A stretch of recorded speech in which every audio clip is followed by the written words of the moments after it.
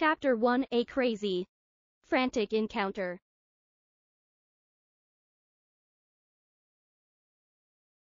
Gabrielle was in a hurry to get into the elevator to catch up with time to give her application to the company's Human Resources Division.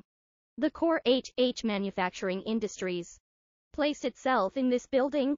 She ran to quickly until she reached the elevator where too many people were waiting.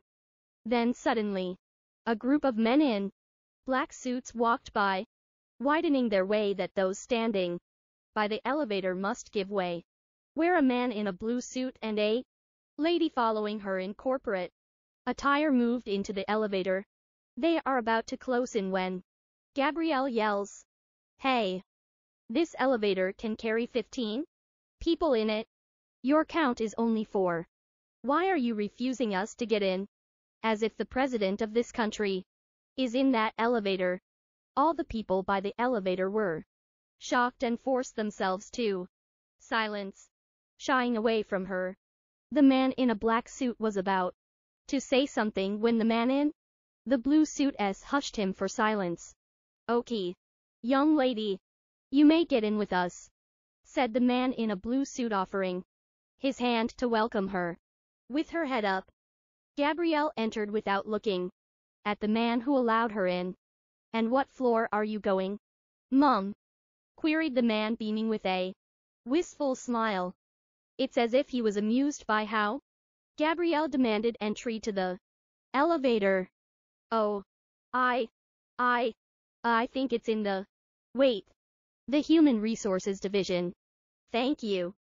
The man in black beside him clicked the 20th button. "Here you go, miss. The HR is at the right side," commented the man in a blue suit, and quickly added, "Good luck." When the elevator closed in, all of them burst into exhilaration. Unknown to Gabrielle, the man in the blue suit is the CEO of the core manufacturing industries. His office needed the hiring applicants for an executive assistant. Gabrielle went inside the Human Resources Division, nervous but confident, believing she'd make it. When she handed in her resume, the personnel clerk recommended that she come back the next day for the written exams since they had already reached the quota for the day. Disappointed but persistent, she requested the clerk that since she is already in the office, perhaps she be given the written exams now and then come back tomorrow for the result of the test and probably the first interview. "I have gone through some petty troubles in coming here, so I am asking for a little consideration, please." Persistent and determined to carry out something today. At the same time, Mr. Han Hyen-ki, the CEO chairman of the company, called the Human Resources Division and talked to the HR division head. "Mrs.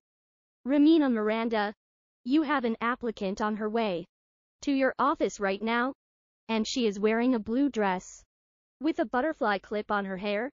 I want you to put her in the interview panel today after she has taken the requirements for pre-interview," ordered Mr.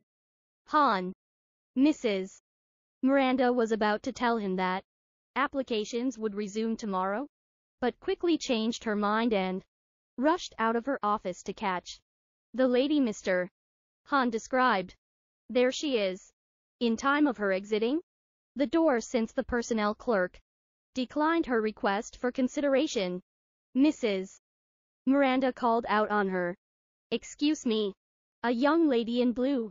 Why are you leaving? You are not yet done." Gabrielle, surprised but amused, turned her head and stressed, "But I was told by your clerk to come back tomorrow for the written exams and initial interview." The clerk, Lori, was somewhat confused about what her boss told Gabrielle. She quickly handed Mrs. Miranda Gabrielle's resume. While reviewing her resume, she said Lori to give her the written exams and line her up for the first interview. "While you are waiting for your turn to face the interview panel, We will process your written exams as you fill out the application form. Okay, said Mrs. Miranda. When seated in the testing room, she wondered why they recalled her that fast. But she set aside that thought and went through with the tests with a positive feeling. When done, Lori asked her to sit with the rest of the applicants outside the screening room, waiting for turn for the interview. Meanwhile, inside Mr. Han's office, his staff set up a camera for him to see and observe the applicants in the screening room.